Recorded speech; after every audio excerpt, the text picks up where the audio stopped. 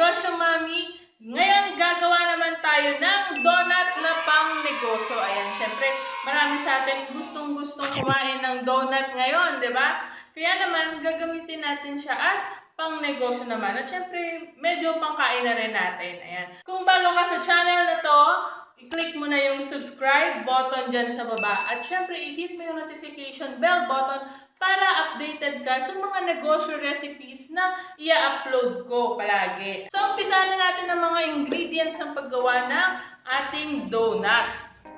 So, meron tayo ditong 300 grams ng all-purpose flour.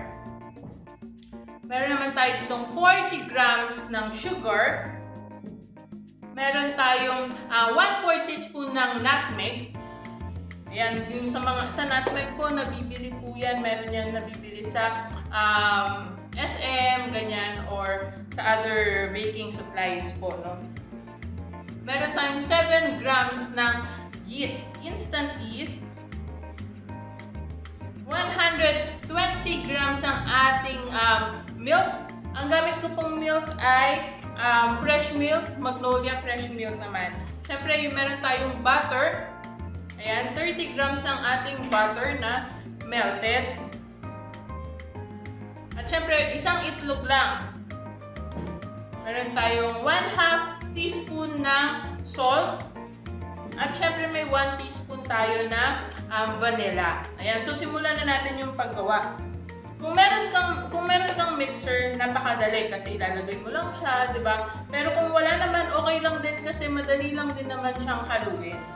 So, umpisan natin sa yeast at sa milk. So, i-combine muna natin yung ating melted butter sa ating milk. Ayan. Tapos, ilalagay natin yung yeast.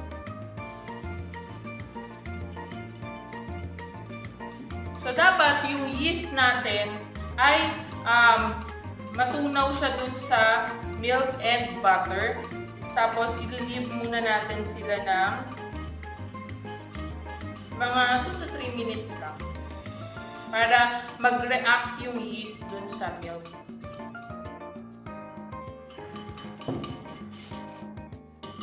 Okay. Ayan. Ayan na siya ngayon. So, habang hinihintay natin yung yeast at saka milk na mixture, ayusin naman natin yung ating dry mixture. So, ilagay natin yung sugar at saka nutmeg at yung ating salt. Ayan. Haluin natin muna sila. So, importante na nahalo natin maigi yung ating dry ingredients. No? Like yung mga, yun nga, yung salt, yung sugar, yung nutmeg sa flour.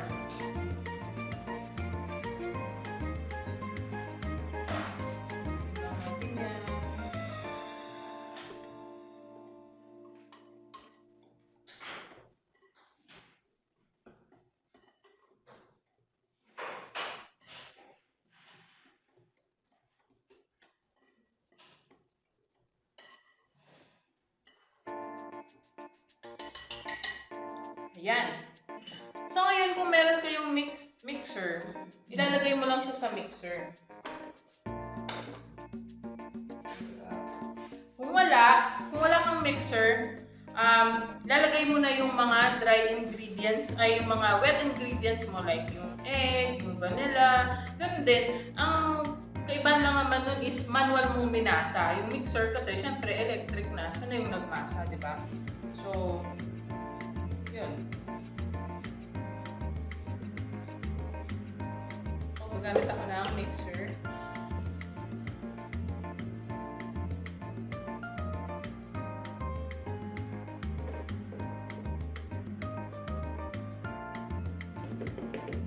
Tapos, ang gagawin mo is lalagyan mo ng hole sa gitna or butas dito sa flour. Para dun mo ilalagay yung mga wet ingredients mo. So, lagay muna natin yung egg dyan, tsaka yung vanilla. Yan. Tapos, at dahil nag-react na yung ating yeast mixture, ilalagay na rin natin siya dito.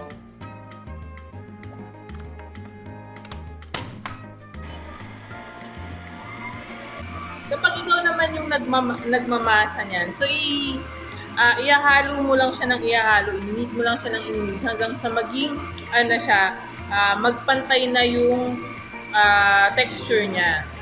Pantay na yung texture niya.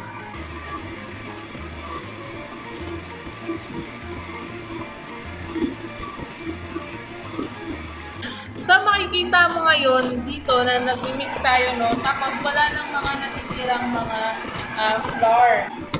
Yan. Wala nang natitirang flour.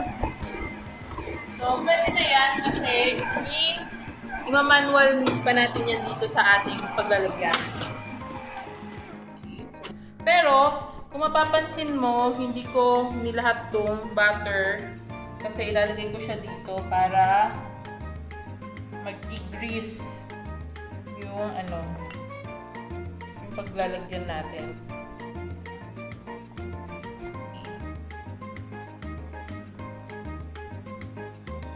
Yan, so nilagay muna natin siya dito sa bowl. So i-cover ko muna ng 1.5 to 2 hours para mag-rise siya or umalsa siya. Nasa inyo, optional kung anong gusto nyong filling or kung anong gusto nyong ilagay sa donut, i-design sa donut, no? So, ngayon gagawa ko ng mga fillings at mamaya makikita nyo na lang. So, after 2 hours na nakabalot yung ating, ang tawag nito? Yung ating flour, ay dough. Yan. Titingnan na natin siya ngayon. Yan. So, nag-rise na yung dough natin. Okay. So, gagawin naman natin ngayon ay ipo-form na natin siya. So, okay.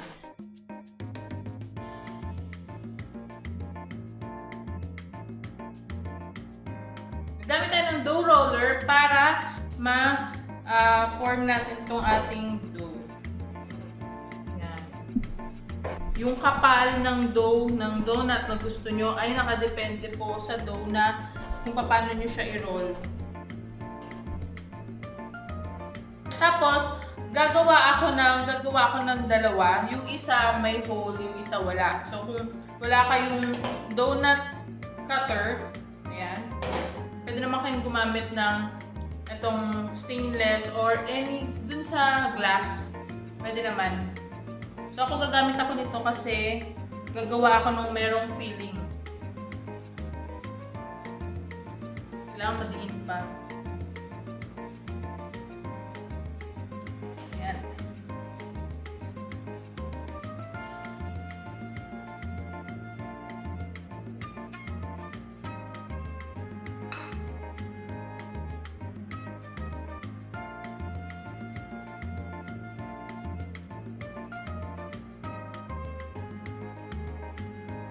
So, yung isa naman, gamit ako nitong ng dough cutter.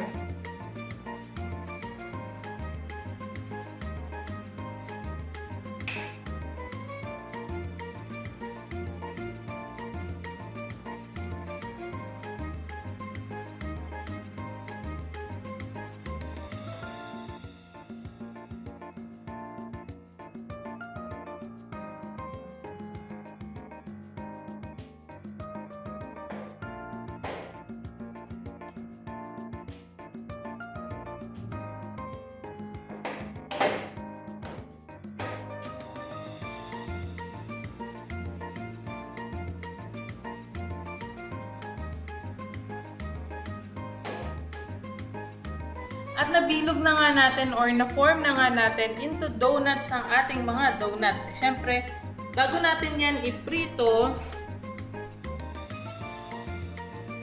paparize muna ulit natin siya ng 10 to 15 minutes. Timer starts now. Nagpapainit na tayo ng mantika. At siyempre, titignan na natin kung nag-rise na siya. Ayun! Rise na nga. So, nagawa ko ay 2, 4, 6, 8, 10, 12. 12 na may hole. 2, 4, 6, 8, 9. 9 na walang hole. Muna na natin magprito. Let's open.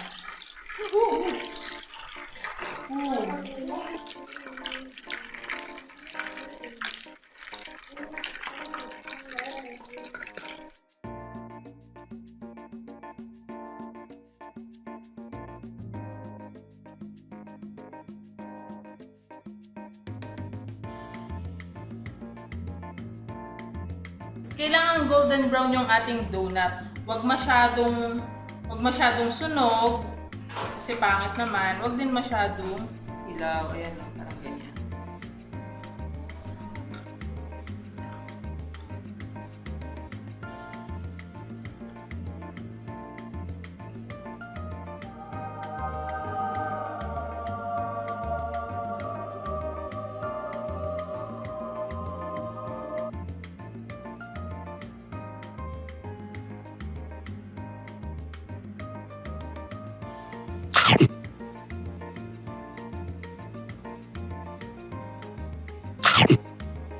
Pero pwede na siyang pang negosyo, daddy, no? Pwede na siya pang start. Sige, costing na natin yan. So, para sa costing natin ngayon, kasama lahat ng mga ingredients ko, tapos, yung mga ginamit ko para ma-decorate natin, design natin, malagyan natin ng lasa yung ating donut, di ba? Ayan. Ang gastos ko po lahat ay 98 pesos. Kasama dyan yung dalawang box kasi pwede ko siyang ilagay as kung sa 10 pieces each, di ba? Pwede ko siyang gawin 10 pieces in a box. So, dalawang box lang yung kailangan ko. So, 98 pesos. Ang nagawa ko ay 21 donuts. Ayan, 21 donuts. Meron ito. Meron din merong custard filling. Ayan. So, 21. Pwede mo siyang mabenta, pinakamababa ay 25 pesos each. So, 21 donuts times 25 pesos equals 525 pesos. Ililes natin yung puhunan natin na 98 pesos. Kaya ang tubo natin ay 427. Ayan, di ba? Napakadaling gawin. Napakasarap na kainin, no? Approve ba sa kids? Approve sa kid at approve kay daddy. Kaya naman, yan, gawin nyo na tong recipe na to na sigurado naman na pwede nyong gawing panimulang pang negosyo. Ayan. So, kaya naman, huwag mong kalimutan mag-subscribe sa aking channel kung napaka-helpful nitong video na to. At syempre, i-click mo rin yung notification bell button para sa mas marami pang negosyo recipes. Thank you so much for watching!